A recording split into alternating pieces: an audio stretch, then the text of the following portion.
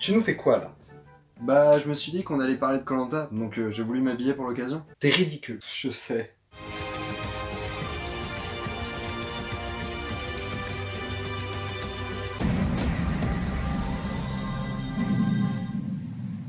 Bonsoir à tous, c'est Gogok, j'espère que vous allez bien. Aujourd'hui, on parle de koh.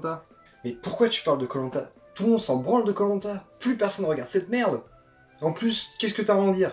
Eh bien, pas mal de choses. Déjà, pour commencer, koh fut diffusé pour la première fois le 4 août 2001 sur TF1. Tout d'abord présenté durant sa première saison par Hubert Auriol, puis enfin présenté par le saint goth Denis Brognard. Et Nagui dans tout ça? Et Nagui, c'est la famille, on n'y touche pas. Évidemment.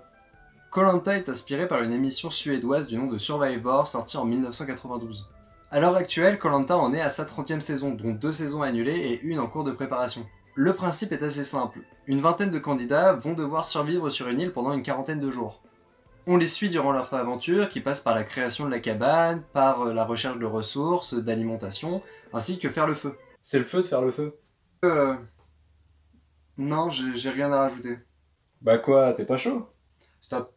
Pardon. Pour les aider à survivre, les candidats devront passer des épreuves tantôt de confort, qui leur permet d'avoir accès à plusieurs ressources, tantôt d'immunité, qui va leur permettre de garder une place au sein de l'aventure. Car oui, les candidats s'éliminent un par un. Tout cela se passe au sein des conseils, où on suit soit l'équipe qui a perdu l'immunité, soit tous les candidats qui restent durant la réunification, qui vont devoir s'éliminer un par un. Puisqu'à la fin, il en restera qu'un. Je croyais que t'aimais pas.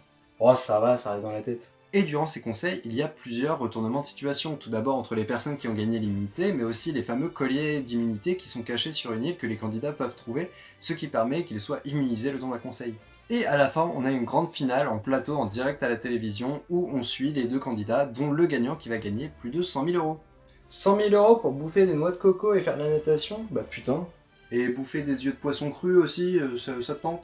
Non, c'est bon, merci. En parlant de bouffer des choses improbables, cela fait partie d'une des épreuves mythiques de koh, au même titre que l'épreuve de tir à l'arc des paresseux, et surtout l'épreuve mythique des poteaux. C'est une colonie de vacances quoi. Et si t'oublies pas le fait que t'es sous-alimenté, que tu perds énormément de poids en très peu de temps, et donc du coup tu perds du muscle et tes capacités motrices. Mais ouais, vas-y, c'est comme un club de vacances, tu veux. Bon, alors c'est un super régime. Bon, ok, t'aimes pas koh, mais t'es pas obligé de le rabaisser tout le temps non plus. Oh, c'est bon, ça va, de toute façon, plus personne regarde ton émission flinguée. T'es sûr de ça?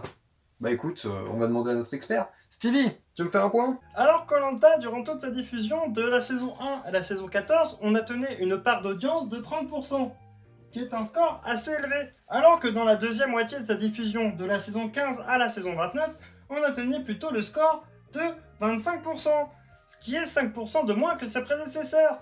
Et cette tendance a tendance à tomber. Une tendance assez triste, comptant que la dernière saison à être diffusée dans son intégralité, qui est la saison 29, a malheureusement atteint le score de 22% de part d'audience de moyenne globale.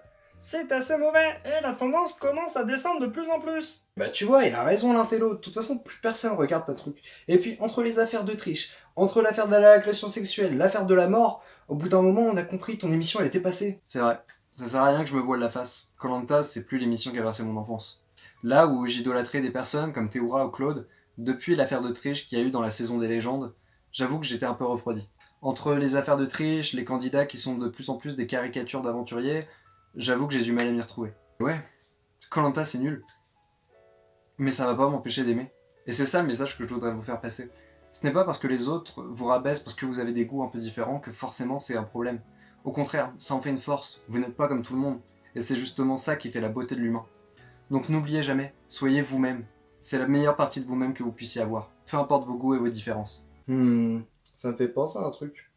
Peu importe Nos différences et le chemin d'avant. Si avec toi je danse et je vais de l'avant. Oh putain. Voilà, j'espère que cette vidéo vous aura plu, je me permets, j'enlève ça, j'en peux plus le porter. Si c'est le cas, n'hésitez pas à vous abonner, à activer la cloche, à mettre un petit pouce en l'air, ça fait toujours plaisir. N'hésitez pas non plus à me suivre sur les réseaux sociaux, Instagram, Twitter et TikTok, c'est là où je poste pas mal de contenu, surtout sur Instagram, n'hésitez pas, ça me fait vraiment plaisir. Voilà, sur ce, c'était Gogox, j'espère que la vidéo vous aura plu, n'hésitez pas à me faire un petit retour dans les commentaires. C'est tout pour moi, salut!